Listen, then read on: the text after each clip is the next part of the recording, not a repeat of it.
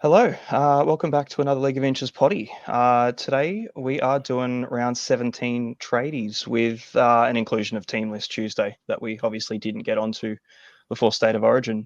Joined with Jase and Trav making his second guest appearance for the Supercoach related potties all over it. How you boys going?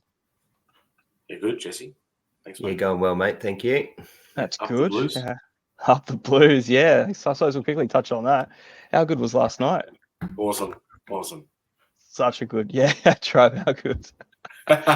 Watching from behind the couch. I just gotta let you guys enjoy a win for once. Oh, 100%, man. 100%. It's I love long it. waiting. I'll just sit here quiet and let you go. Enjoy. I love Yeah. it. I suppose there's one more to go. Moses, our saviour. 100%. He had a blinder. What a Such game. a good game to watch. Yeah, Yeah, it was a what a game. cracker. I suppose on a different note, how was your last week Supercoach round throughout the buys? How'd you guys go? I'm glad I'm No not the good? only one. Yeah. I was a Nah, bit like that. So mine was horrible. I lost 6,000 ranks and I got a score of 839. I can do better than that. Mate, everything literally went against me last week. Chance, the New Zealand team list, the way that they played, just everything went against me. Yeah. Brought in Pappenhausen for his horrible score. I think, what did I say? I captained CNK. Yeah. A week to forget. I've done a lot worse. Round rank, I dropped 43,000. I got 688. 688? 688. Oh, no. And I dropped 7,000 season rank. Almost 8,000, 7,700. What are you overall now? 28,000. There you go, Trav. You still got him. Yeah, well and truly. Yeah, I got 1,063 this week gone. That's very good. That's my round rank went up. Yeah, it was slightly over actually, or thereabouts. Oh wait, no, sorry, just under. Wow, 1,100 was par. That's wild. My round rank went up 27,000 spots, which is surprising. My overall is now 2,927. So moving up a little bit anyway. But I suppose there's still one more to go, and it's like the worst one. I'm feeling not very confident about round 19. But I suppose we'll get into the Supercoach side of things in a minute. We'll go through the team lists because now that the games are, well, it's a mini buy, but majority of the teams are back to, regular runouts. First game of the week, Friday, we've got the Bulldogs versus Sharks at Accor Stadium. So Blake Taff in the number one for the Dogs, Bronson Cherry back in the side as well. Karaz stays in the centres, and Gerald Skelton stays on the wing. So Crichton looks like he's probably going to be coming through. He's in the extended bench. Burton Sexton the same. The rest of the team runs out the same. Viliami Kikau starts as well, with Bailey Hayward at lock. So yeah, the Dogs looking pretty good. For the Sharks, man, this Sharks team never changes, does it? It's the same team that runs out every single week. Sifa Talakai's named in the second row at the moment. We've got Teague Wilton in the extended, so I'd be pretty inclined to say that he comes in at some point and Talakai drops to the bench. But outside of that, it's a very predictable Sharks outfit once again. Anything of note for those two boys? Well, Tiltat's been there for a while, hasn't he? I think Tracy was. Yeah, Skelton again could be big. It just depends on how long he holds the spot for. It just depends really if Crichton comes in. I think I said that to you in the group chat, Jesse. I think Skelton's probably a good source. If he plays like he did last game with that 92 score that he got, yeah, I dare say he's got a few weeks at least until after Origin. It's a fair point too. Like his break even is going to be so low. His attacking upside is incredible too. He seems like a little bit of a weapon, but again, it's like how long has he got the spot? Is it completely temporary or not? But I suppose for a quick cash grab, yeah, I don't mind it at all. Yeah, one game, he's already got a break even as -16, so that's going to go a hell of a lot lower. And he's starting against the Bulldogs team. And look, Bulldogs, we know defensively against Supercoach wise are amazing. But yeah, the other one too, I think that's a note of, and we'll touch on him in the top 10 trades, but Mulatalo's under 500k. Yeah, he's a massive target this week. The masses are kind of flocking to him, especially with the coverage, the draw that the Sharks have in general, pretty much from now to the end of the season. It's really good. Yeah, the upside's definitely there, but we'll get into that. We'll get into that soon anyway. Jase, mate, you're up. Warriors versus Broncos. Warriors, Broncos. All right, so a little bit of chop and changing again. I think DWZ's back. Then you've got. Did CNK play last week? I can't remember, but he's a fullback. RTS centers, Pompey center, Montoya on the wing, CHT 5'8", Tamari Martin at 7. SJ's out again, I think, for a couple more weeks. Yep. He did something, I think I saw 4 weeks. He's out now for a foot, perhaps, I think I saw. I think it was his Achilles again. So. Yeah. AFB at prop, Egan at 9, Ford at 10, Niokore in the second row with Barnett, Toe Harris at lock and captain. Yep. And then you got Lussick, Walker, Jazz Tavaga, and Kurt Capewell with Ale, who's someone that I was looking at and who keeps dropping out to the 18th man and hasn't really had a good go. But that's someone I'd had a look at in terms of the Warriors side of things. But I guess DWZ is a good good in for them. Mm.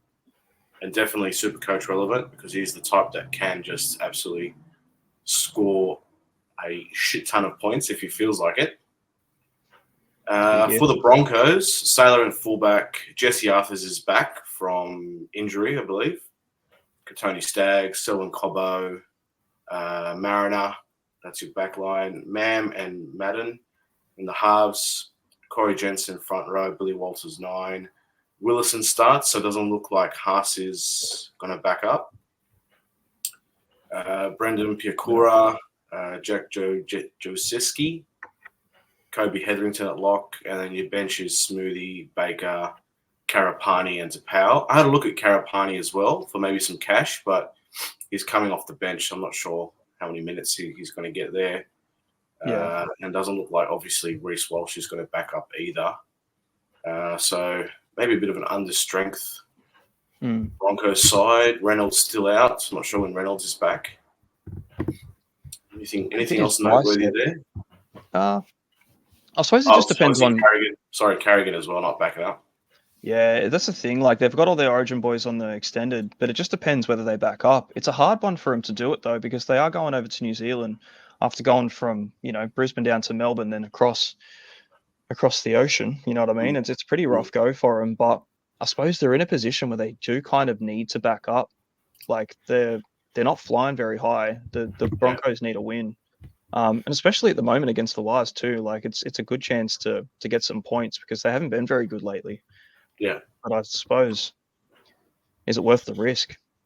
The short turnaround. NRL website came back and said that it's highly unlikely those three play. Yeah. I'd be very surprised if they do. I think they just have to stick with the boys they've got. And they sort of need a win, don't they? Like you're saying, they're coming 7th. Yeah. They've only got plus 37. So if Manly or Dragons go on a bit of a run, and even Cowboys, they're a bit of trouble to drop out and miss the 8. Oh, definitely, man. Yeah, so I don't know. The Bronx need to sort themselves out as far as winning goes, but man, you say much, much worse for the Warriors at the moment. They can't find a win if they paid them off. But yeah, no Sean Johnson now. Again, for another 4 weeks. It's pretty rough. I suppose he hasn't been there for the majority of the season, really, considering. Tamara Martin's been really good. He's been really good. Very underrated. Yeah, he's having a killing season, but Harris Tavita comes in. So have to just see how they run. And I just want to say to everybody, if you are listening, do not trade AFB. He's my smoky for vice captain. I'm very, very, very close to putting the straight C on him. Really? You reckon? Yeah. That's ballsy. Jeez. Yep. I'm That's going to make bold. it. I've got to catch up 300 odd points from a terrible round last week, and that's where I'm going to get it. I reckon he's got a couple of tries in him against a weak Broncos list. Yeah. I After especially at getting home belted too. by 60. Yeah, they're gonna have to come out. They're gonna be in a different mindset, surely. Like they got embarrassed. They got embarrassed. Who was it? The Titans? Titans, yeah, absolutely Oh, smashed. yeah. Yeah, it's just wrecked them. Speaking of team that's been copping some embarrassment at the moment, we've got the Knights versus the Eels. Two teams that could do with a win, I think. For the Knights, Fletcher Sharp keeps the fullback spot. For how long is the $1 million question? Rest of the side, Zane Gagai, Brad Best in the centres, Craig Marzio on the wing. Will Price makes his debut at 5'8". So the revolving door of the 5'8s up in Newcastle finally settled on Will Price. I've been really keen to see this guy get a start, to be honest. I've Me too. sort of been hanging for it. So killed it in the trials, and then just never played again. So could be a good one. Phoenix Crossland in the number 9, Frizzell and Lucas in the second row. So Jaden Brayley, Kai Pierce-Paul both on the bench. Bit of ramifications Supercoach wise for the two of them. More so for Pierce-Paul, I'd say, more relevant in general. Got himself a bit of turf toe a couple of weeks ago, and I've been hearing that he's very unlikely to make this late swap to start. So I'd say Frizzell probably gets the run out. And for the Eels, Gutho at fullback. You got Blaze Talungi on the wing with Sevo, Penasini, and Russell in the centres. Brown Moses backing up. Brendan Hands, number 9. So who have we got? Matty Arthur on the bench instead of Lussick this time. So that's pretty good. Sean Lane, Bryce Cartwright, and Joe O starting at lock at the expense of Hopgood, who I just seen today has to get most likely out for the season. Yeah, at Surgery least on his 12 back. weeks. Yeah. Surgery for a bulging disc, I think it was. So, poor bloke. It's a horrible injury. Not good for Para, but it might be good for him because he needs the rest. I think he's been overworked. Yeah, well, he's still a young bloke too. He only started really coming out last season. Had an absolute blinder, and I suppose it's caught up with him a little bit. For the Knights, lads, what do you reckon? Fletcher Sharp, I suppose the talk of the town. How long is Fletcher Sharp going to keep this spot before inevitably Ponga comes back around? Oh, we've been trying to talk about this for the last 2 weeks, haven't we? Bloody hell. Look, the Supercoach hopeful in me says Origin finished. Fingers crossed Sharp survives that long. And if he does, and if we can find out he does in the next 24 hours, I think he should be in lots and lots more teams than the 19,000 that have just traded him in. All right, is it 19,000? Yeah, I think so. Yeah, I'll go through now. That's wild. I just 15,000 now. There you go. Yeah, I've just been seeing more and more that Ponga seems like he's going to be back next week. Yeah, so they say. So they say. Yeah. Who knows? And so therefore, I think that the unknown is too much. Yeah. It's too much of a risk. To bring in a dude who's only going to come in and make maybe 150K, a trade now for that is just not worth it. Because you're going to need 500-600K to trade him up. And now's where you need 2 fullbacks. So you should be locking those 2 fullbacks in. I would say so as well, man. I think if you can get at least if Ponga was out till the expected round 20 to 22, I think there's enough there for you to make that amount of coin that it's worth it. But yeah, even if it's 1 to 2 weeks, I just don't think it's enough. Yeah, even if it's round 20, that's still 3 price rises. There's at least 300K if he holds a 50 rate average from now. So then it's worth it. 300K is a lot, and you're getting that in 5 weeks. 6 weeks. Sorry, that's worth it. Now you're turning a dude who's almost 500 and 550K. It's only now a 200K trade to Terrell. Yeah, no, exactly right. Yeah, it's a big call to make at the moment. There's a lot of people that are taking the risk, so good luck to them, I guess. Jase, mate, Storm versus Raiders. I was going to go in a little bit of convo about some things that Para might have Supercoach relevant. Sorry, mate. Go for it. No, it's all right. Didn't think they're very Supercoach relevant. Oh, yeah, it's true. But in saying that, though, Mike Acevo is just one try away from leading try scorer. He does play well against Newcastle, so he could be in for a hat-trick. And if Moses backs up, he could really go on a run. He also plays well usually against Newcastle. He's quite expensive. He's almost 700. So maybe it is just for some catch up on your head to heads or something that you might play him as a pod. Break even 112. But if he goes on a run, if he plays like the way he's been playing, he looks good. It just depends whether or not the forward pack can back him. And let's keep an eye on young Matt Arthur and see if he can hold a spot. Apparently, he's the next big thing. So if he gets in there and plays well, you never know, might start, and that might be a good cash generator, or even like a pod to play if he plays a good 60 minutes or so. So there was a few things that I thought that was Supercoach relevant. Yeah, I did have a look at Matty Arthur too, because actually looking at the team list, I've got Jaden Brayley. I was thinking, is it worth banking 200k and just going straight down to him? It's a position that I never play. May as well take a bit of coin while it's there. But would you not just nuff him then? Would you not just go even lower? If you're not going to bank the two hookers, why don't you just nuff it? Well, he's bottom dollar. The only risk is AE. You just don't want that AE nightmare with the fact that they're playing two hookers. Yeah, exactly right. Week in, week out. Yeah. Just black it out. Yeah, nuff it. If you're going to do that. May as well. Yeah. Mitchell Moses is a good call. He's plays 17, plays 18. Oh, well, hang on. So 19 is the next Origin game, isn't it? Yeah. So we won't play 18. So he only plays this week. It's not worth it. Not for a week. Yeah. You can definitely wait for the price drop because he's 112 BE. Yeah. You'd get him after Origin. Bring him in round 19, maybe. I don't know. No, well, you wouldn't bring him in 19 because that's Origin, and he's got the bye 20, so he's only going to play 21. So you'd be looking at 21. But by then, you've got Cleary coming back, and you probably need Cleary and Hines. He'd be a good pod. He'd be a good pod. Yeah, and I don't think the Eels draw gets very light from round 20 onwards either. Well, then they come back from the bye and play Melbourne. Then they play New Zealand over in New Zealand. Then they've got Penrith. Then they've got the Roosters. Then they got the Bronx. Yeah, it's not ideal.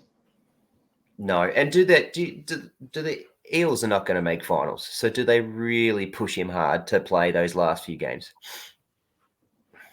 Who else have they got? I got an email from the CEO today saying that they care about winning. So hopefully, that's all they need to send out. Anyway, spend too long looking at these bloody shocker of teams. Yeah. All right. Let's Storm and Raiders. Pappy's back, fullback, apparently. Wasn't there whispers that he wasn't going to play? Yeah. There's still whispers, yeah. There's still whispers. So I'm assuming that, what's his name? Is he even there? Su'a. Balunga's on the extended. He's on the extended. I would assume he goes straight into fullback, wouldn't he? Yeah, I think so. Pappenhausen's not playing. Then you got Warbrick on the wing with Coates backing up, apparently. Grant Anderson at centre with Jack Howarth. Wishart and Hughes in the halves. Kamakamita is starting prop. Harry Grant apparently is backing up, but Gordon Tallis reckons that he's not on NRL 360 tonight, so we'll see how that goes. Josh King at prop. Sean Bloor second row with Elise Katoa and Trent Lauriu at lock. And then you got Welch, Garlic, Nas, and Joe Chan, on the interchange bench. I think Supercoach relevant for the Storm is you got to make a decision, I think probably now, whether or not you want to bring in Katoa. I think he's about 720,000, something like that. And Storm have a decent run, and they're the Storm anyway. So if you're thinking about bringing and locking in a second row forward, as I was considering this week, at least Katoa, but I've gone with Yo at the moment because he's a bit cheaper. But then with the Raiders, and we can come back to that. With the Raiders, classic good old Rapana at fullback. You got Hopewadi and Savage on the wings, Timoko and Chris in the centres, Strange and Weeks in the halves, Papali'i, Tom Starling at hooker, Tarpany, Hudson Young and Whitehead in the second rows, and Morgan Smithies. Got Danny Levi starting off the bench this time. I'm not sure if that's been a trend, but with Starling starting, and then Mariota, Mooney and Martin on the interchange bench. I think Sasagi is no longer on the bench anymore from the last couple games. So that's pretty much the same team as they've been bringing out every week. I think, for the Raiders. Pretty much. I did see some things actually during the week about a slight shuffle. I think it was Adam Cook might be coming into the side with a Kaya Weeks shuffle around and someone else. I haven't seen too much more about that, but it seemed pretty solid at the time. I suppose there's a lot changing for these sides at the moment. The Storm got bloody Anderson and Howarth in the centres. Mm. And you know what? They're playing good footy. Yeah. Yep. You can't really knock it. It's just Jack Howarth. I suppose everyone sort of bought him in years ago about being this second row prodigy, and now he's popped up in the centres. Do you reckon he's a buy? For $220K or something, almost near bottom dollar? I was going to jump in before and say, I think if he plays this week, he can be a buy. Just be mindful because Remus Smith is coming back from concussions to be named on the extended. So, yeah, and he's their center of choice. So he'll go straight to that. And plus, Meaney's out too temporarily. I don't know. Yeah. I've seen half injury for Meaney. So Meaney's a weak injury, so he's definitely back next week. You got Remus Smith as the 18 who's there. So yeah, I'd buy. It'd be buyer beware. Yeah, I think that's straight up AE stuff of nightmares. Yeah. You were saying about Eli Katoa, Jase. Yeah. I thought he was a buy 2 months ago. I know. I'm very hesitant with Melbourne players because I hate Melbourne. So I'm always very hesitant. I've got Harry Grant, and he still hasn't really done it for me this year, which really pisses me off. So I'm always very hesitant to go to admittedly though, I did bring in Wishart, and he's made me a good ton of money, and hopefully he can get me straight back to Cleary. But I don't know. There's a couple. I've been monitoring him, and I know he's a gun. But I just haven't convinced myself to get him, and I talked myself out again, and I went with Yo to save the 50K or whatever it was. Yeah. So and the average was almost the same. Yeah. So Yo's I suppose you look at it like two different scoring methods really. Yo's going to pretty much bang you out of 70 every week, but I think Katoa's upside is just so much higher. You might get a couple lower games than Yo here and there, but man, he can go ballistic. So yeah, I still think like Hughes, Eli Katoa, they're elite. Supercoach option wise, they're just they're immense. On Hughes as well, do you think that's like something, because that's another thought I had, was like, do I just jump on Hughes and ride him out, trade him in for Wishart, jump on Hughes and just ride him out for the end of the season? Because if Munster's out, it looks like he's going to be the dominant playmaker and keep getting those 80s and 90s plus every week. Look, I've already got Hughes. I don't have Wishart, but my advice is if you don't have Hughes, don't get him now. If you've got Wishart, hold him until you can get him to Cleary. Yeah, that was my thought process. Yeah, wait another week and go Wishart to Hines when Hines has not got a break even at 218 or whatever it is. So I've got Hines already, so I'm not worried about that. I held Hines the whole season. Yeah. So I'd hold Wishart to hold for mine, and then get him in when Cleary comes back, or when Munster comes back, and then just go. Yeah, well, he's done well. He's at 627. He's made 250 or something. How much has he made? He's made a decent amount of cash. He's made a ton of cash. I think the best thing to do in that situation, because a lot of people are pretty much doing the same thing, is just wait it out. Ride out Wishart. He's doing great things at the moment anyway. the Storm run looks fantastic, and you just, as long as he keeps his spot, you keep him for as long as that is. And even still, yeah, if you don't have, one of Cleary or Hines, he's not going to be far away price-wise to get either of them. So, yeah, but I wouldn't be swapping him over to Hughes unless you didn't plan on getting Cleary or Hines and you just wanted to stick it out with Yeah, well, Hughes. that's what I was saying. Do you just ride out Hines for the rest of the season? Sorry, not Hines, Hughes. Ride out Hughes for the rest of the season and don't worry about Cleary. Yeah, well, you know what, man? It's I suppose it really just depends, doesn't it? Like I've got Hines and Hughes myself. I don't have Wishart. But either way, I'm like, I look at what Hughes is putting up, and I don't really think I need to get rid of him. Yeah, I'm not. Yeah. I'm not. As a pod, I'm not. Yeah. And that's where my brain's ticking at the moment of pods. I need pods. Because at the moment the top 1,000 are very similar, and I need to find ways to get myself there. So I've got to find some pods. Yeah. And even still, Hughes will become a bit of a pod when everyone jumps off him. Correct. To force themselves to get Cleary just because he's come back, or to jump onto Hines because his break-even's finally settled. Where realistically, he might even put up the same numbers, sometimes even better. You just sort of don't know how Cleary's going to come back. I got onto him pretty quick after his hamstring, and it fled straight back up. So that's the problem with him. And for mine, the Storm run is fantastic for him. Yeah. And I made this prediction Sunday night with our team list for that half year, and I said, like, right now it'll be a very hard thing. Something has to go wrong for the Storm to not finish on the top of the ladder. And you've got Canberra this week, and look, there's a lot of outs, so that's a possible loss, but it's also at Amy Park, so it's at home. Then we play the Tigers, Roosters after the bye in 20, then Para, St. George, South, Penrith, Dolphins, Queensland, Broncos. So, like, for me, there's 1, 2, 3, 4, 5, 6 of the 12, of the 10, that should be blowouts. Yeah. Could be cricket scores, man. Yeah. Yeah. And I look at that and I think, I don't need to trade Hughes at all. No. I really like him. I'm not even looking at it. Not looking at it. Not been on my radar yet. It might be very late, but again, it's a hell of a luxury to do, especially with limited trades. Yep. For the Raiders, I suppose, man, not a lot going on Supercoach wise. I don't really see him super duper relevant. Besides, maybe Joe Tarpany. He's hit a bit of form.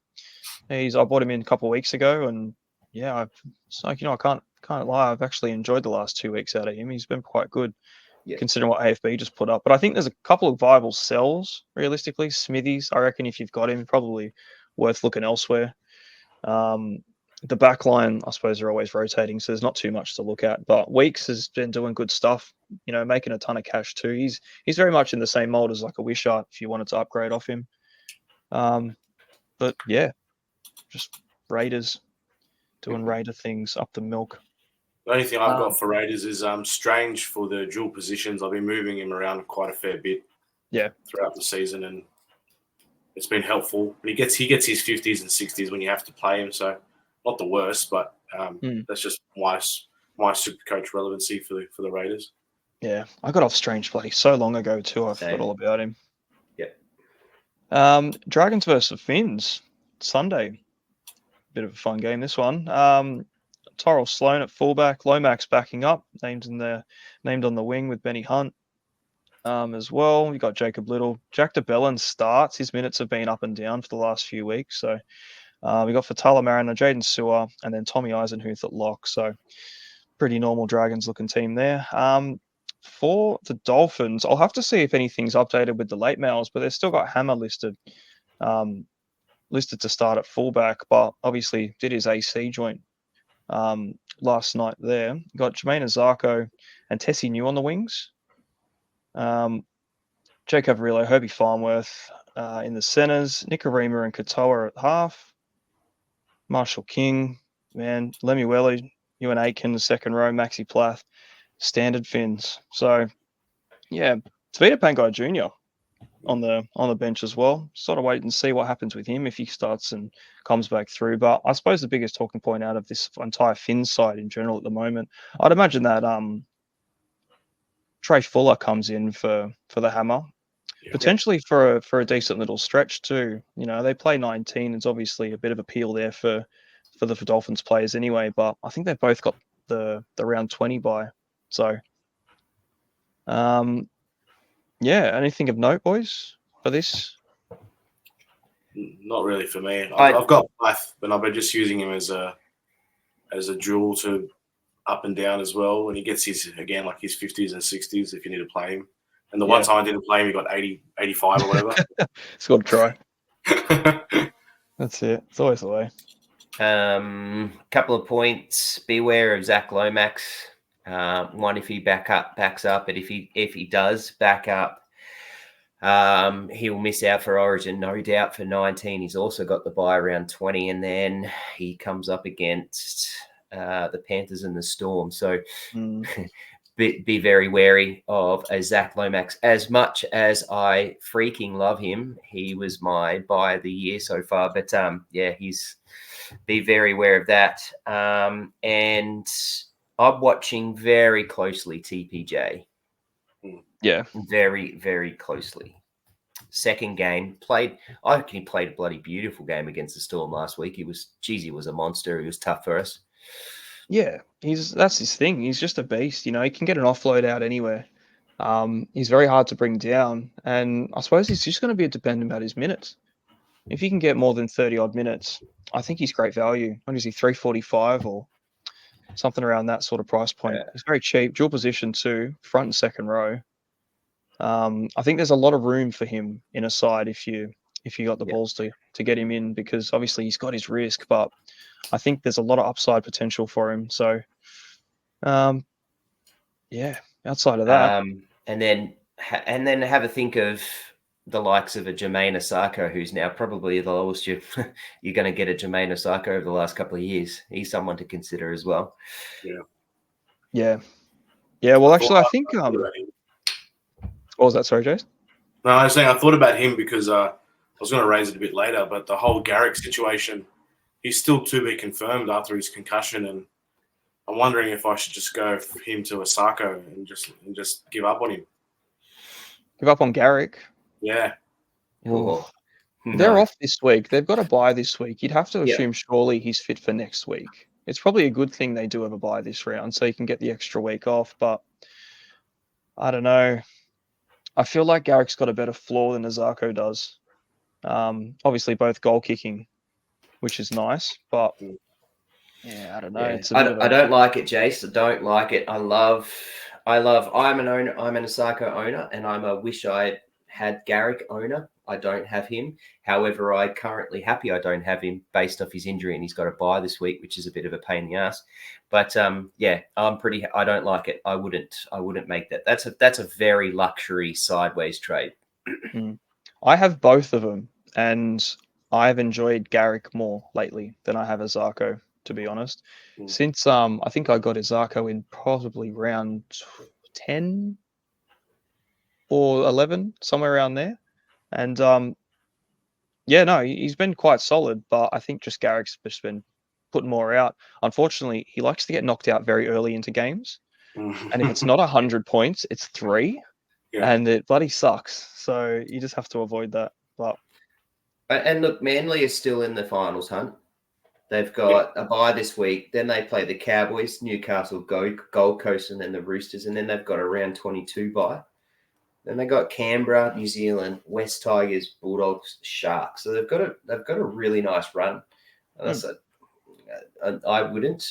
a luxury sideways trade. If you've still got 16, 17, 18 trades, if you're lucky enough to be there, I'd maybe consider it. But no, at this point in time, I wouldn't. I don't like it.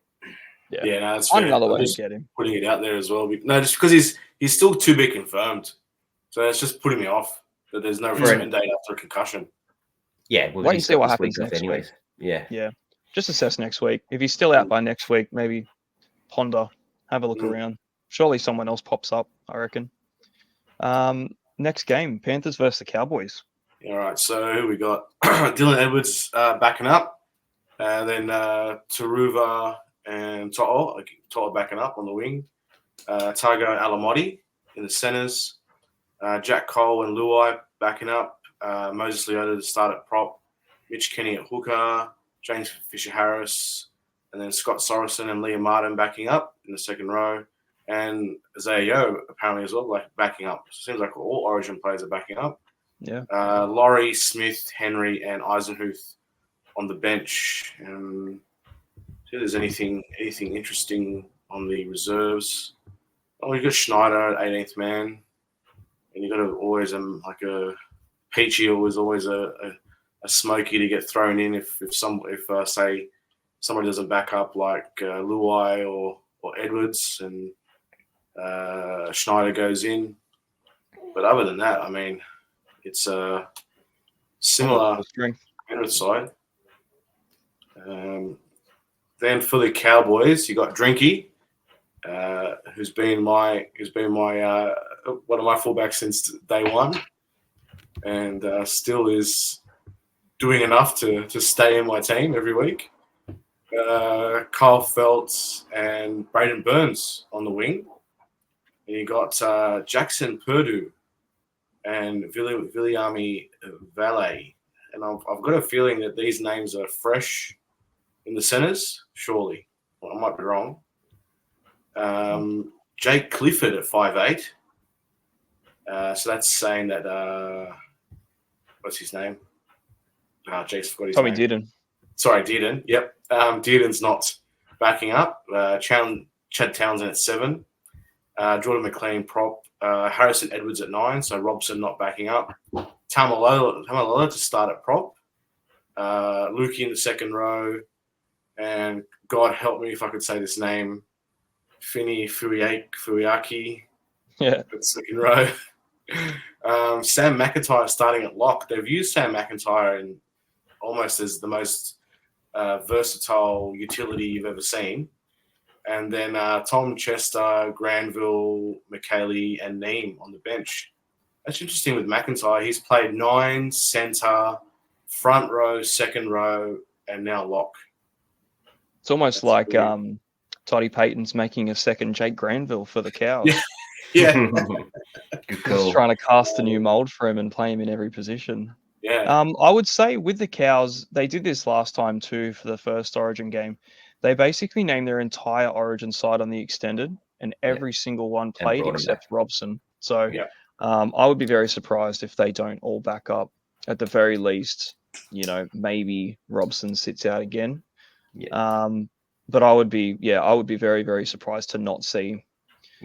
Yeah, Dearden Connor, especially NRL how website rest too. But NRL.com and all the socials are saying that they're very likely to back up even Robson. Yeah, well, it is a Sunday game too. They've got the longest turnaround. They got the Sunday afternoon. Yeah, they've got plenty of time to back up from that. Obviously, the Panthers have named their entire full strength side. I think the Cows just like to, put a bit of mystique in the air, make you think a little harder. So Holmes, Tulagi, Dearden, Robson, Cotter probably all go straight in. Yeah, I would be very surprised to not see them all play. So it'll be a near full strength side for both of them in general. They're just waiting on Cleary, I suppose, the Panthers. That's pretty much it for them. Jack Cole keeps his spot, and fair play. He's doing quite well. So fair game for those ones. And I suppose we'll talk Supercoach points because there is a fair few in between those two teams. Final team of the round, Roosters versus the Tigers. Teddy at fullback. You got Tupanua in the centres with Manu this game, so a bit of an odd one there with Toops. Kieran Walker in the halves. Brandon Smith at 9. Terrell May gets a start again, which is freaking amazing. Angus Crichton's due to back up. Victor Radley on the edge with Connor Watson at lock, so slightly shuffled with that side. You got Spence on the interchange with Nafahu White, Nat Butcher, and Lindsay Collins also backing up it off the bench. So for the Tigers, geez, I can't get over this team. Every single week I look at it, shambles. Adam Dewey in the centres. So good to see him back. He had a really good game back actually last week when he come back from his knee reconstruction again. Third one. So it's surprised he hasn't lost any speed. Lockie Galvin, Aiden Caesar still in the halves. Happy Coruscant killing it. Absolute motto they put on the Raiders. So it's a pretty standards looking side. Ruben Porter keeps the second row spot too with Samuel Afinu and Matamua's at lock. So I'd say probably just keep an eye. John Bateman's on the extended, so good chance he comes in somewhere. I don't know whether it's for Ruben Porter, whether he goes in the 13 place to Matamua, which I think is probably more likely, considering that 13 has just been given to everyone in that side. So that's the option I'm hoping for. I've got Porter. I'm a Porter owner. Yeah, I'm a Porter and Finu owner, and I'm hoping they both keep the spot for a long time because they're both doing all right. But outside of that, I suppose there's a fair bit happening with these two. Adam Dewey, I really like Adam Dewey. He's only 5'8" at the moment. He hasn't got a dual center. Probably won't get an update either. But is it worth the risk at 500k thereabouts with the amount of injuries he's had in the past? Because he's a freaking hell of a player. I don't think it's worth the risk, to be honest. In a bad side, they're not going to thump teams every week, and he's going to have to get himself heavily involved. You'd want to see how he goes in a loss, and what kind of points he's putting up in base to even consider it playing in the centers. I think it's too much of a risk, to be honest. But I love Dewey. I've had him in the past, and he's been great. I just don't think this is the season to get him. Maybe if he's maybe gets dual next year, he might be a good consideration. But I'm not sure. Definitely want to consider next season if you can bag a dual center 5'8". I think it'd be a hell of an option. But I suppose, you know what, we'll go straight into the Supercoach side of things. I love looking at this Roosters team. There's so many things in there that want to get me going, but we'll be here all night just talking about the Chooks, I reckon. As far as it goes, trade in and outs this week. There has been a fair bit of movement. Obviously, there's a few players that have kind of come to the end of their line. Surfar Lungo being the most traded out player this week. 8,500 trade outs, 532k, and he has pretty much got to go. I think it's both fair. Did either of you two have him? I never had him. I had him. No? I had him for that quick initial cash grab when he went up to like 150 in 2 weeks or whatever it was, and then I got rid of him. Yeah, I jumped off him last week, and I suppose it's a bit relieving to see that he's not named. Obviously, the news about Pappy being potentially injured a week, a little bit worrying. I wish I still, just to hold him and just see what happens, but. Yeah, I think there's a lot here fullback-wise that have all got to go. And majority, I would imagine, are all jumping straight to Fletcher Sharp. Because you look at the next few that we've got, Lehigh Hopewadi, 5,500, just over, traded out. David Armstrong, traded out too. So there's your top three. All were pretty viable cash cow options, a month or two ago. And now they've made their coin. You just reset it by going straight to Fletcher Sharp. Well, everyone, it looks like Hopewadi, Armstrong, Faalogo, Fuller, Drinkwater, and CNK, they're all being traded out for Sharp. Yeah, it's just an easy cash grab at the moment. Yeah. So definitely a short-lived play, but yeah, I think for how much money, especially if you're trading out someone like CNK, you're making 500k doing that move. Yeah, look, that's where I'm looking at. I think I've got to make moves. So that's probably one of my trades this week is CNK down to Sharp. However, that's dictated by whether Pappenhausen plays. But in saying that, we'll know that tomorrow afternoon. Or Friday afternoon. So I'll be waiting very eagerly for that news Friday, Arvo. Yeah. I haven't seen enough about Pappy not playing now to be super worried about it, but it was on. We just have to wait for confirmation. NRL physio. Yeah. Yeah. And he's usually on the ball. Oh, he's a very, very good source.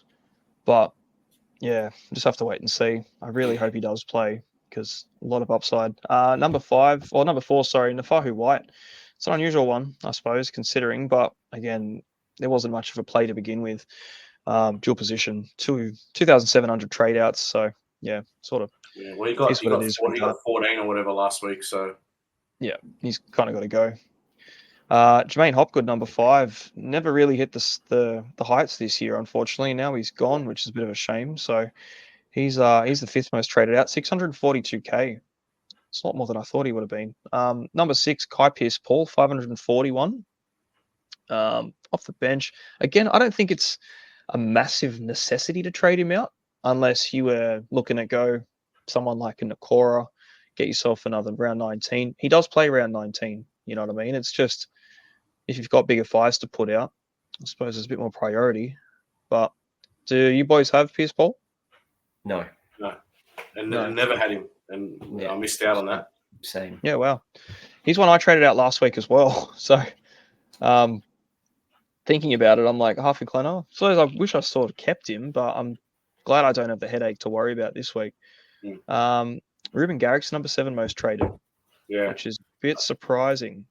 Well, maybe a lot of people are thinking what I was thinking. There's no return date, and he sort of was a bit underwhelming last couple of weeks. So that's where my thought process was. But I wouldn't say he was under. Yeah, I was going to hold until next week anyway, just to see if he gets named. And but like for instance, I think Croker was out on concussion, and then all of a sudden it's turned into a neck injury, and it's to be confirmed. So I would hate for something like that to happen to Garrick, but that's might be a possibility as well, and out indefinitely. Yeah, I suppose the big headache would be if he doesn't get named next week for round 18. Do you sell him out or do you hold him for the round 19 bye? Yeah, because that's where you're definitely going to need him. Because leading up to the game where he did get those 2 HIAs, man, he was killing it. He was very, very captained option that week too. He was coming off a couple of, a few back-to-back tons. He was the buy of the week at the time, and then just unfortunately got flogged twice. So I wouldn't trade him out this week if I could avoid it. I'll probably, to be honest with you, I wouldn't trade him out this season if I could avoid it. But again, it's just a risky one. This whole to be confirmed thing, I have to just wait and see what happens with it. Number 8, Josh Curran. His break even's through the bloody roof now. I think it's like 101. So yeah, 101. Yeah, dual position though. Dual position in a decent side. He's been pretty consistent this year. He's just had 2 bad games in a row, and I don't think he's much of a trade, but it just depends on who you're going to. Burbo's number 9. I love Burbo. He's not going anywhere. He's going to be a freaking mainstay in my side. He's just such a non-issue. You know what I mean? Like he's one of those guys you can just put in there. He'll just do what you need him to, and you can forget about him. And he's definitely one that you can forget about putting a chip on each week too.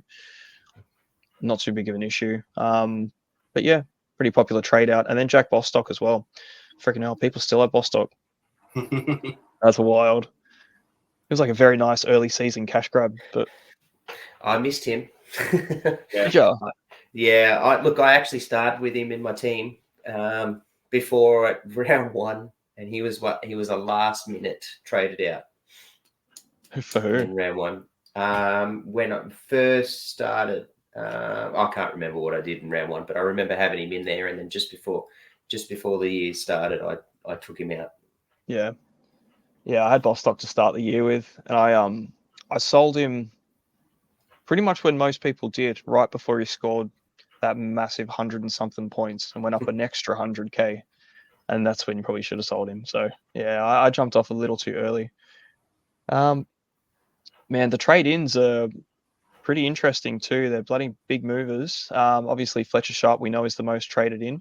Britton Nakora is the second, so he's a very, very popular trade in this week. Obviously 570k, very, very low break even. We're looking at break even of 3.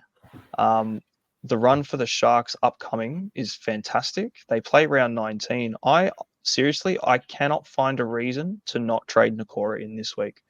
And I've tried everything to convince myself for another move instead of this, and it's so glaringly obvious. They play the Dogs this week, which might be the only thing that's like, it's not a must, but the break even basically is, I think it's just the best thing to jump on. They got the Titans, then the Tigers in round 19. And realistically, man, I'm going to want Sharks players for that game. So you boys getting Nakora? Very close to it. I'm not convinced just yet. I've got some I've got to do some talking and research to my own mind before I do this. It may be that I go Curran to Nakora, and that's probably my second trade.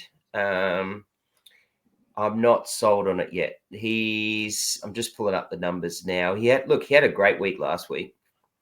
Mm-hmm. And that makes sense. Yeah. Oh, sorry. Yeah. And that makes sense. And that's, that 120. Here it is here. That 120 is huge. Like, yeah. But he hasn't done anything since before that. You know what though? I've been not listening sold to a on it couple of just yet. things and seen some stuff about his stats in general this year. I was very surprised, man, when it comes to what he's done. Before that game, I think he had something like 1 try, 1 line break, 1 assist for the entire season. His base stats without attacking stats are in the very high 40s.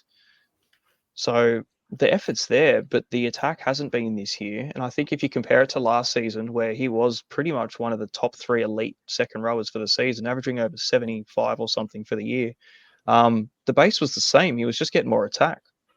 Yeah, look, I'm just looking at his numbers now. Like, he's still averaging 60. He's still got a 47 base. Like, that's solid. Yeah. It's not great, but that's solid. Surely It's the enough. attacking stats pick up. Surely he gets more than 1 try for the rest of the year. I think it was no try assist, actually, not 1. So you gave him 1. He's had none yet. Oh, so there you go. Look, he's Hasn't probably my current trade up. I've got more than enough money for it, but I feel it's a bit of a luxury trade for me. But yeah, that's probably where I'm looking at going. What about you, Jase? It's one of those ones where he's burnt me in the past when I've had high hopes, and I've always been hesitant since then to jump back on him. And I'm just not sure about this game against the Bulldogs as well, because I've got a few Sharkies players anyway. I've got Hines, Iro, and Mulatalo, and I've had them pretty much the whole season. So I've just held on to him. So in saying that though, if I don't bring him in, he probably gets a ton anyway. So if It's not as Murphy's Law thing. Yeah, exactly right. I'm now considering, because I've only made 1 trade, and I went from White to Yo, thinking that I'll just stick with Yo and get 60, 70 every game. But then you're right. Like, if Nikola's getting 40, 50 without any attacking stats, that's very tempting in the run that he's got, especially against like Tigers and Dragons and things like that. Ugh, it's very tempting. It's a very tempting trade. Yeah. I don't know. I've had a up and down season, so I don't know. Maybe I have to make moves as well. I'll pond. This is what happened last podcast. I was going to get rid of Mulatalo, and Jesse convinced me to keep him.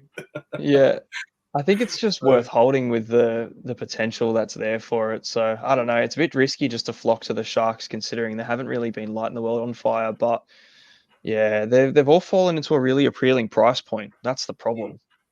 That's the only reason that I'm like, oh, I don't know. Like, he hasn't lit the world on fire, but there's every chance to. And like, you look back at their last games, we spoke about it last week. The Sharks have had a pretty rough run for the last probably 6-7 weeks.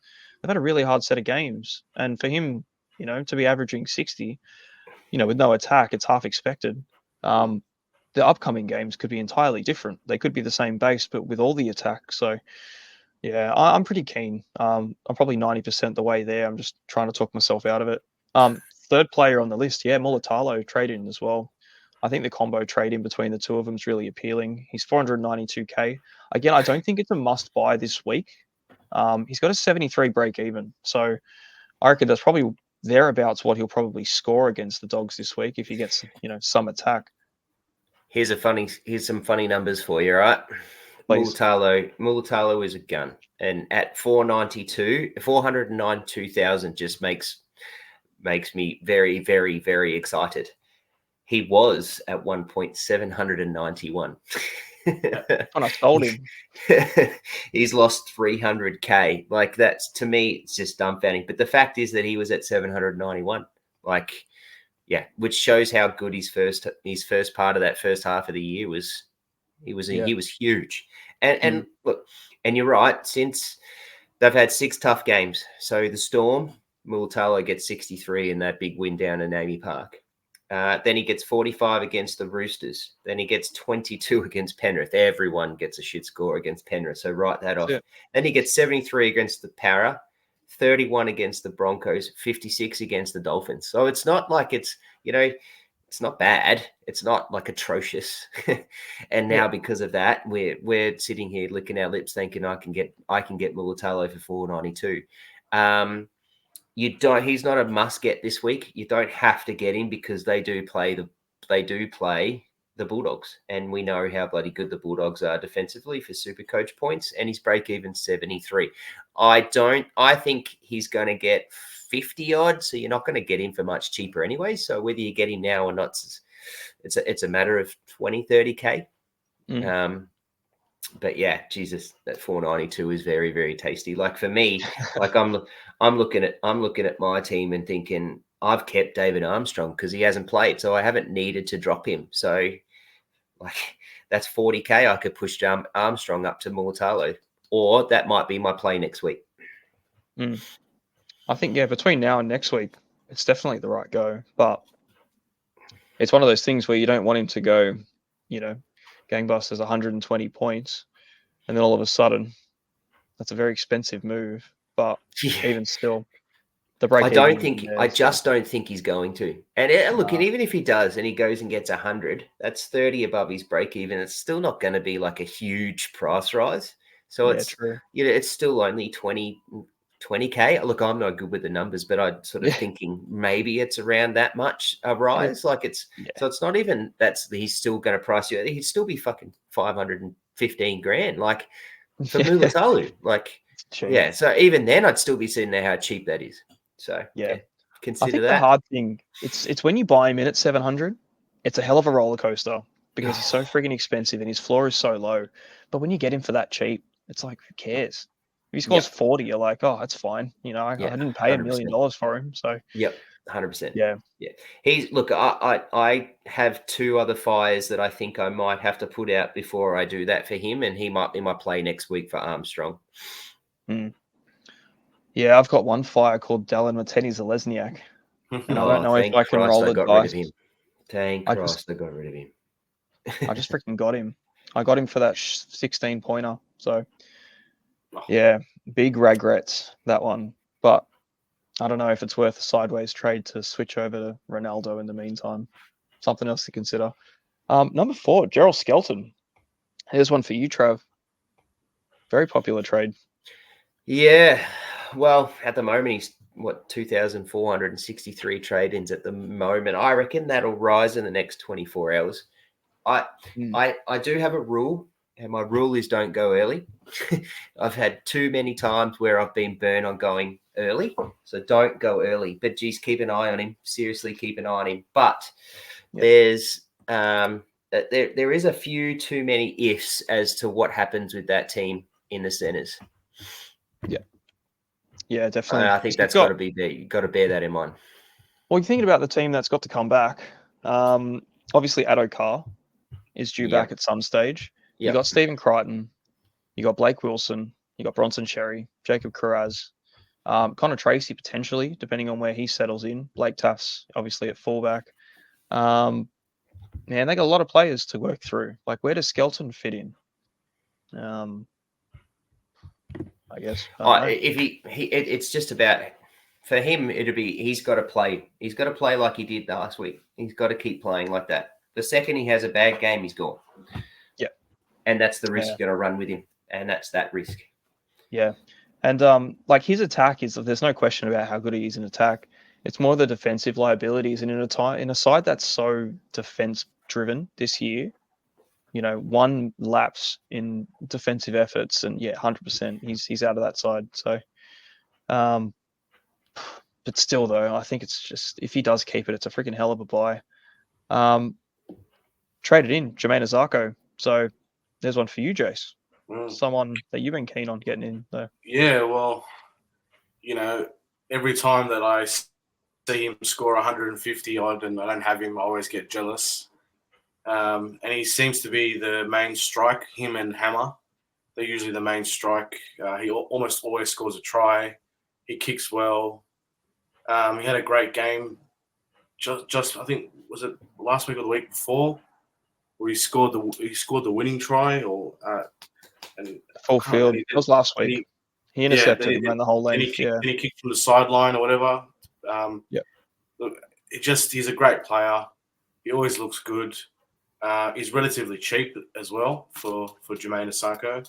He's got the Dragons, and the Dragons could leak points potentially, especially if Lomax doesn't back up as well. Dolphins are a good side at the moment. I think they're currently 5th, but they're just outside the 4. They had a good season. I mean, he's 73 break even, but it's not that bad. He probably gets 50, 60 anyway. If he gets a few more attacking stats, he can easily be 80, 90, 100 with a few more points that the Dolphins might score.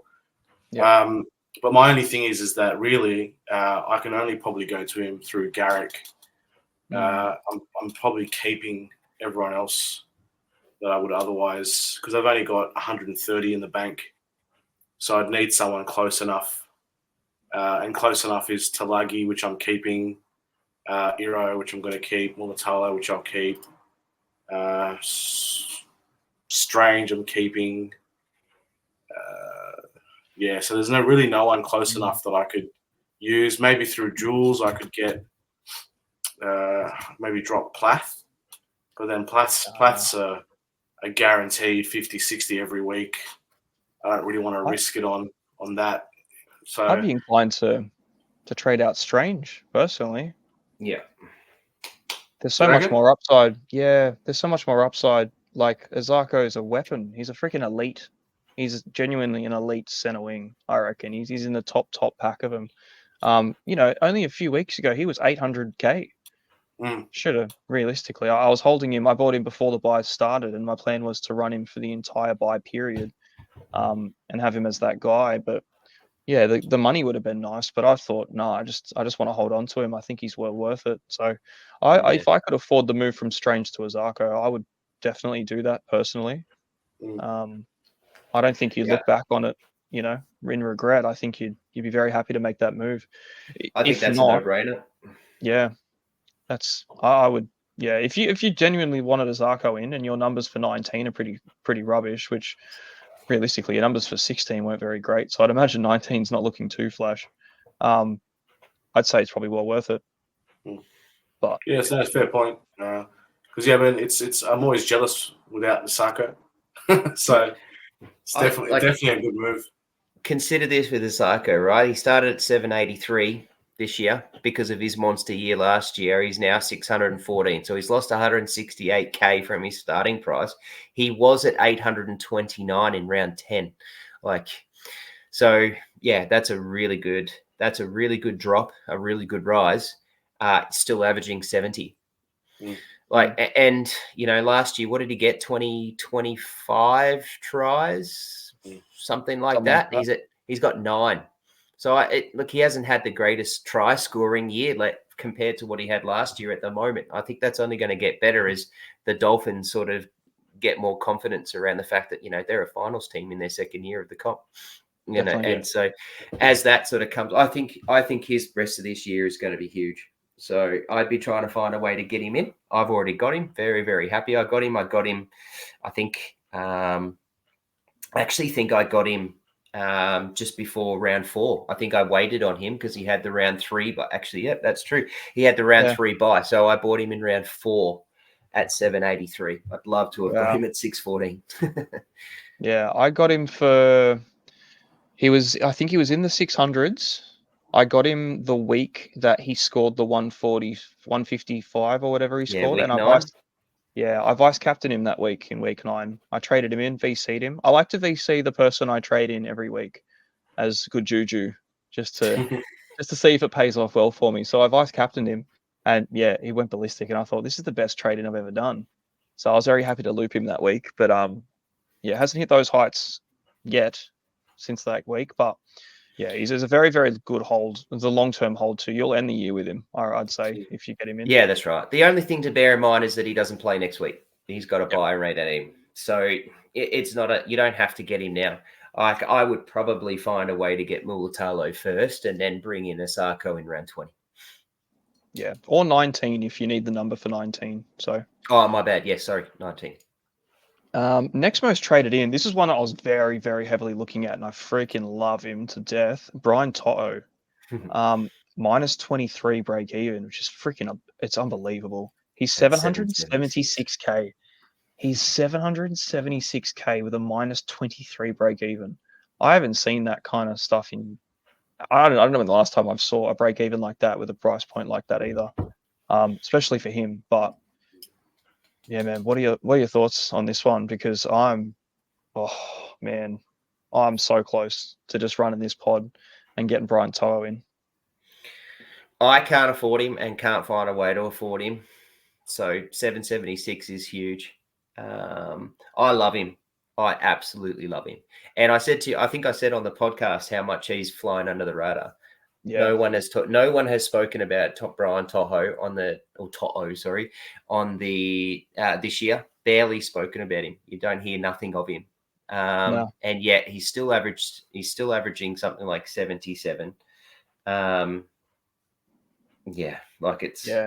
It's incredible. Look, he's at minus 23 at 776. He's barely even moved. Like he's actually made money. He's made 56k. He's averaging 74. Yeah, it's massive too. Like his bad games or the games where he doesn't, attack and score a try, he's still scoring 50 points. Yeah. Like his base, I think his genuine base stats are in the mid 30s, but base and power, you're going to get a 50 out of him with his runs. If he can bag one attacking stat, there's a good chance he can push 100. If he can get a try, he's close to 100 on its own. So he's been down. His try scoring numbers have been down this year compared to the most, but because he's playing on the left. He's not on the right side. That's the thing. He's not on the right side of the right side for Penrith. That's the problem. So and look, that might change when Cleary comes back and see what happens there. Cleary does like to go to the left. To the right. So yeah, but still, mate, like that. I'm trying to find his space stats now, work it out. But yeah, his space statting is still ridiculous. But the last 2 weeks, 171, 104. Yeah. His 3-round average is 110. Yeah. 5-round average, crazy. 94. It's crazy. Right before those games, he was 628k. And like looking back 3 weeks, if I saw Brian To'o for 628k in a regular year, I'd be thinking, what a bargain. Yeah, but we never thought of him. This is what I was saying. Yet the dude's still averaging over 70 and has basically for the year, other than the first game when he only got 45. Like he's base statting 36. Like for a center, that's pretty good. Oh yeah, it's really good. So yeah. We all know what To'o can do. That's the thing.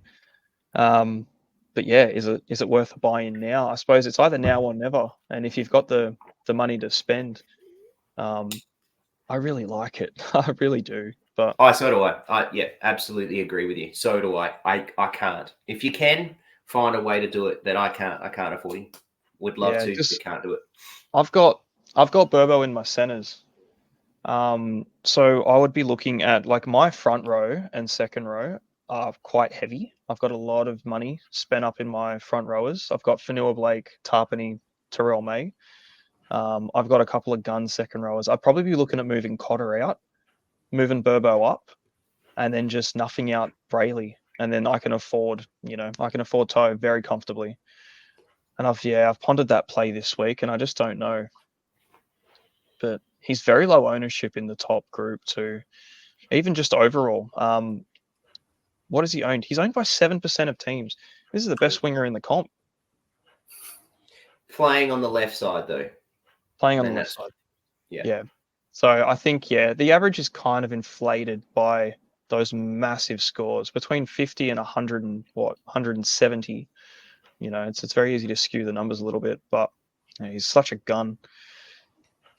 Jack Howarth, number 7. So enough. Ideally, you hope he drops out. Bit of an AE nightmare potential, but buyer beware. Yeah, definitely. Exactly. Number 8, Joey Manu. So this is a good price for Joey Manu, 677. I kind of wish I bought him at this instead of 830, but we move. Do you guys have Joey Manu? Nope. Yeah. There you go. Just me. I'm on this one on my own. I ain't trading Joey Manu out. I'm going to keep riding it. I think the Roosters run looks fantastic from here on out. I think he'll probably maintain an 80 average, hopefully, for the rest of the season. Would be nice to see, but just keep him locked and loaded. Don't even think about it. No. I haven't even pondered the idea of trading him out since I got him, I literally traded him in for his worst 2 scores of the year and captained him both weeks. So Man, he has to stay now because of that. Well, that's it. Yeah, he's burnt me enough now. It's no point getting him in. And it just kills me who I traded out to get him as well. I don't even want to tell you. It was Dylan Edwards. Good old Dylan Edwards. Sucks. Strong, mate. And you're still sitting in the top 3K.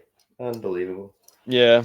Oh, you got to play these risky moves sometimes. Majority of the time they pay off, but the one time they don't, you just have to wear it and laugh. Zach Lomax is number 9. So yeah, you mentioned this, Trav. Buyer beware. I know this. The things go against him. Like the numbers look bad, but fuck, he's done well this year regardless. Yeah, it's almost I don't know what else to say. Yeah, well, is he though? Like particularly with what's happening and what's about to happen. However, look, the Dragons are still in the run. Like they're tied with the 8th spot. Like they're. I think that's right. So they're.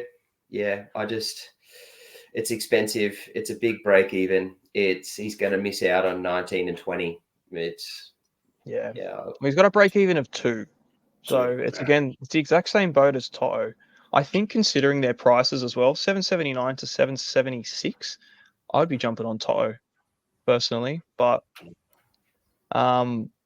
yeah, it is kind of like a now or never play for him, unless you just wait for him to come back down, which you hope happens, I suppose. I've waited for plays to come back down before and it's never happened. So, well, yeah, I think he does. And with the run that he's got after the bye when he plays Penrith and Storm, see, that's the other reason why you kind of got to avoid him too, because he's going to go and play the death trap of the Penrith, and then who knows what the Storm do to him. It's a tough run. I love Lomax, and I told you already that I picked him as one of my top 3 in our team list podcast on Sunday, but. It's just beware. Be very wary of what's going to happen with Origin round 20, then Penrith and the Storm. Yeah, I wouldn't. I'd actually contemplate looking at your cheaper options in a Mulatalo. No, that's a fair play. Even a Sarko. So they've got Melbourne and the Storm. They're the same team. A young Melbourne and Penrith. Sorry, they are the same team. A young Fletcher Sharp just scored a try against both of them in his first 2 games. So the talent of Lomax, you'd have to think, surely. I don't know. Surely, yeah, surely. I think I think he's going to be one of those players that I wish I had this at any point in the season, and I'm almost certain that I won't have Lomax at all this year. Yeah, I just don't think I don't think the stars will ever align for that one. Maybe next season, but again, he'll be freaking expensive to start the year. And then the final one in the top 10, Eli Katoa. So, Jase. Yeah. Well, that's another one I said I'm tossing up, you know. He's one of those, again, where it's almost like I don't notice that he's doing well. I'm not sure if he's gone just under my radar. But yeah, he puts up the points. He does play well. He's got a lot of great attacking stats. I'm just not a big fan of forwards that rely on attacking stats. I think he's that type of player. I could be wrong. Like I said, I haven't really paid too much attention to him.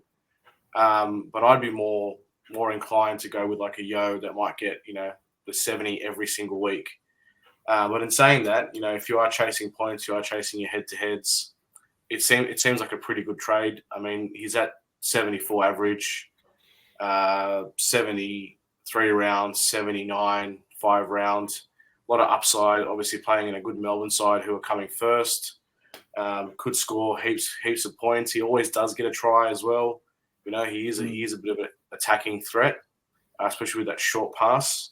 I think Hughes to Katoa happens a fair bit. So I don't think it's bad at all. I'm just not there because I'm always hesitant, like I said, with Storm players, and he's just gone under my radar. I think every time I've thought about bringing him in the week before, he's got an average score just like this, like just so he's coming off a 58, and I'm sort of like, so it's again second guessing whether or not he's worth it. And I just think there's better options as well, especially with Jules. You can go to a Toto, you can go to a Sarko, you can go to a Yo. He's in that range where you can get a lot of other better players. But in saying that though, I don't think it's a bad option. It's just probably not for me. Yeah. No, that's fair, man. I've had Katoa since like early days this year. And I've loved it, to be honest. I've loved every bloody minute of it. He's a freak. He's so good. It's the short ball from Hughes to Katoa is great, but the thing that's bloody impressive is the high ball, and he catches freaking all of them. Yeah, actually, that's a good point. I have seen those. Yeah. Yeah. But he's also scored multiple tries off grubber kicks. Yeah. It's just a kick chase that Hughes does his little grubber kick through the line, and Katoa just runs harder. Yeah. It's almost, you just kind of nail it every single week for him. So yeah, it's one of those players like it's tricky to rely on an attacking stat to get a decent score. But I suppose when you look at these certain players, it's like it's almost inevitable with him that he gets something, whether it's a line break, an assist, a try in general off Hughes. And having the handcuff between Hughes and Katoa, which I've had for quite a while now, it's a nice little pair up. Like those little power plays are really good to have. But yeah, I think if you you're tossing up between Katoa and Yo, like obviously you can't go wrong with Yo. Bloody hell, he's always up there or thereabouts, the top scoring the second rowers. But he's definitely one of those under the radar, very consistent, very much the same sort of 70 pointer every week. And man, I'd be very happy with 70 points out of anyone any week. So just got to chase that upside, It's pretty much it. So that's what I've got to do. I've got to make a bold decision this week or next week, and I don't know when I'm going to do it. So yeah. Well, I don't know. It's a bit of a tricky one. I suppose there's no origin to worry about, but again, they have them round 19 bye anyway, so it's kind of irrelevant. I suppose just look forward at the fixtures, but I like Melbourne's more. Again, I suppose it's a gut thing. Yeah. You'll have a great game with Isaac Yo. But I suppose outside of the trade in and outs, what are your trade in and outs that if any of these players have sort of swayed your decisions a bit? Okay, I jump in. I've already sort of said what I was thinking of my two trades. Mine is waiting for the fullback shitstorm that I'm thinking might actually happen. My shitstorm, their words were quite fitting as I wait for Pappenhausen's news. If Pappenhausen doesn't play, unfortunately, I traded him in this last week. I'm going to trade him out. So if he doesn't play, I'm getting rid of him. And if Pappenhausen does come back, it does stay, I'm going to go CNK to Fletcher Sharp. So it'll be one of those two to Fletcher Sharp. I'm just going to take that risk. And my second trade I've talked myself into it based off this podcast now, and Jesse, you did too. So I'm going to go Curran to Nikora, and I have no boost. So that'll actually give me, what's that? 500. So it'll give me about $700,000 left to spend for the rest that go with, and 12 trades if I do the CNK down. That's massive. And then what's that? So CNK's a $40,000, $40,000 more than Pappenhausen. So I'll have just under 700,000 if I do Pappenhausen to Sharp and keep CNK. What's your team worth, Trav? What's your team worth? Thinking about what you get, screens, mate. 14,800. 14,800,000. That's with 700 in the bank. Yep. So Oh, not that's now, really not good. at the moment. If I after I make the trades. Ah, At the okay, moment, after. at the moment, I'm 298k in the bank. Ah, Sorry, okay, yeah. 283k. There you go. So- That's big coin. Providing Fletcher Sharp gets enough games to make 200-300k, man, you basically have the money to go to anyone. Yeah, that's right. From him. If you hold the coin anyway, I'll sort of factor and budget for it. Who would be your fullback that you'd want to end the year with, though? Who would be the guy that you'd go Sharp to? Dylan Edwards and Latrell are my two wants for fullback. I won't get both of them though, because I'm gonna have to keep one of Pappenhausen or CNK. One of them will stay. I don't have enough trades to put out that fire, and I think both of them are going to be fine in terms of averages. It's a bit more of a luxury trade for me to do that, but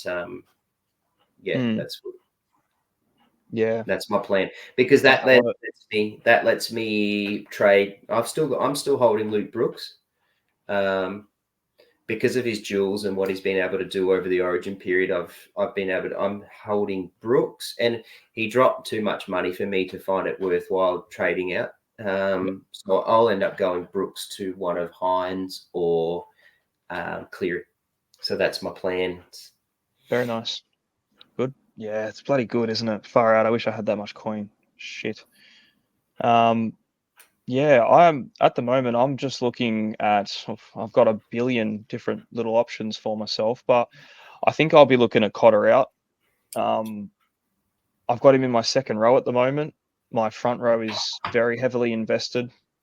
I'll probably I'll probably end the year with Tarpany and Fanua Blake, and I might even look at moving Terrell May after probably around 20 or so, moving him out. And I think I might go Terrell Mater towards Angus Crichton. I think he might be my ticket to him. And then I'll just move Samuel Afinu up. I've got a lot of depth at front row, which is a weird position to have stacked. But I think Cotter kind of is a bit excess, a bit surplus to requirements at the moment. So I think I'll go him to Nakora. It's a sideways play. They're exactly the same price. I don't bank anything. I think I banked $200 doing that. So it's a bit nowhere, but yeah, I don't know. I'm a bit stuck on that one. The other thing that I was thinking of doing is, instead of going sideways to Nakora, it's just get Cotter out, go straight to Angus Crichton, and just nuff out Blake Brayley. Jaden Brayley, sorry. How are you looking for 19? As it stands, if I keep Brayley and if I don't do any of the trades this week, I think I have 12. So they're not ideal, and it's not a strong 12 either. I don't have any of my front rowers. I've got a couple of So I get Marshall King and Brayley. I've got Fainu Porter and Dave Fafita. Nico Hines, Dylan Brown, Galvin, Blaze Talungi, Garrick, Zarko, Burbo, and Kyle Leroy. So it's all in the centers, in the halves. I don't really have too much else going on. That's why I'm thinking the Nakora play is a very smart one. It's a very just safe. I get a 19 number. He definitely makes coin. The fixtures are great for it. I think there's just more upside in general for that play, but it's okay, do I just rip the Band-Aid off and just get Angus in now and then just set my second row in for the long term, but then take a hit in round 19? Yeah. See, that's what you've got to consider. Round 19 plus. How many minutes does Crichton play this week? Yeah, that's the thing. I don't know. He might get a rest. I still reckon he goes out there and plays the full friggin' 80. To be honest with you, I think he's built different. Yeah, I mean, for me, Crichton's a must-have, and at the moment, I've got him as captain. So, yeah, these two games, the Tigers and the Dragons in the next 2 weeks, I want him for those games. I can get him in after Origin, you write it out, then you just get him for the long term. But these two freaking games, man, in these 2 games, he could outscore anyone that we get for the next 3 weeks, even with reduced minutes. So, yeah, it's I've got one more day to make the decision, I suppose. That's the problem. I'm running out of time. I haven't locked anything in yet. But there's definitely ways to do it. Yeah. I'm just happy I got in Crichton just before his first price rise, and I just ridden the wave since then, which has been a good wave.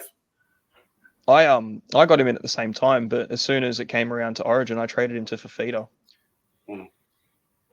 I just went sideways, jumped straight to Fafita, and I thought, you know what? I've got 6 weeks to work out how to get Crichton back.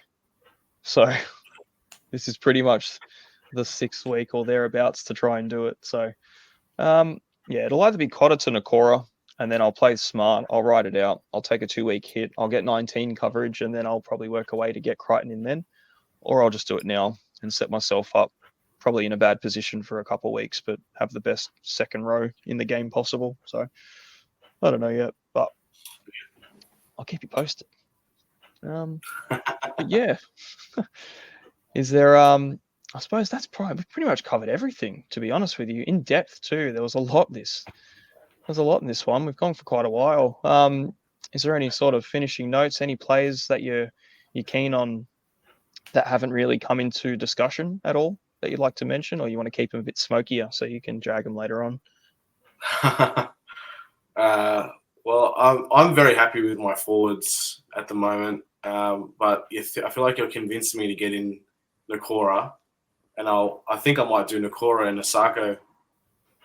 That might be the way I'll be going with it, and then if Garrick is fit, he comes in, and if not, I might go up from Garrick to someone a bit luxurious, perhaps. I'm not sure, but yeah, I'm happy with my forwards. Fafita's got the bye this week, but I'll have Crichton and Fafita.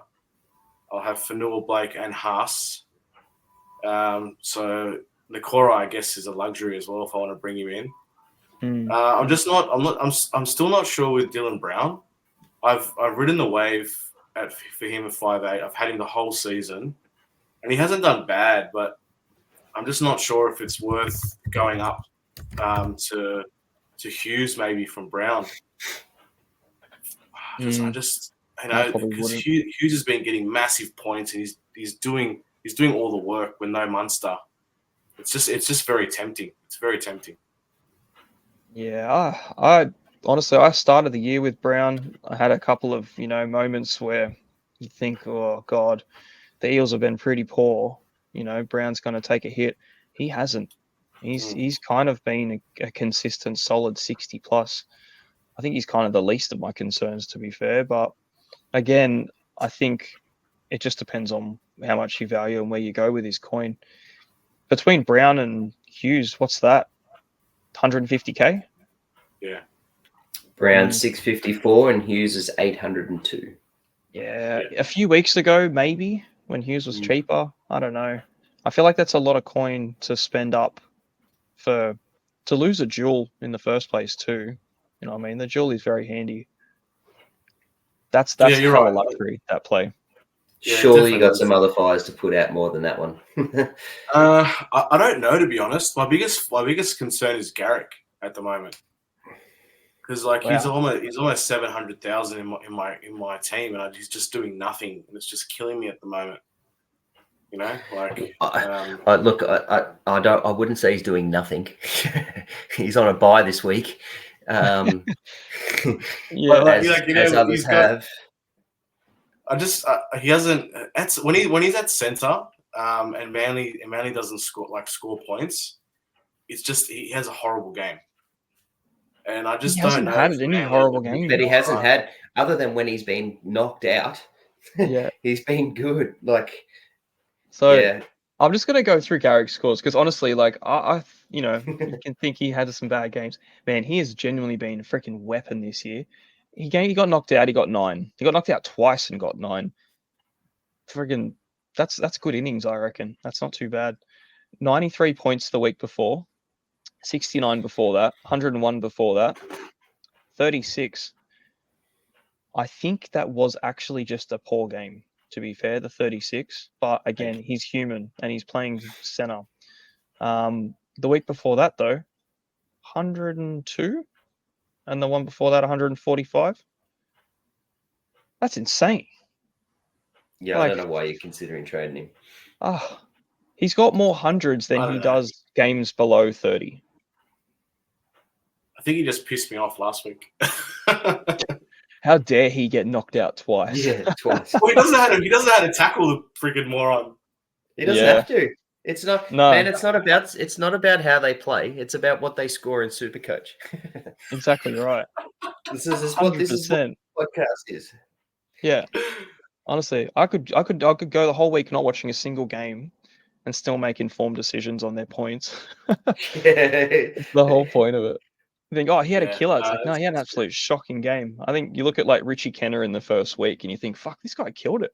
It's like, no, it was the worst game anyone's ever played, but he scored a couple tries. So yeah, there's a bit like that. But no, outside of that, boys, bit of fun tonight. I think we've gone through quite a bit.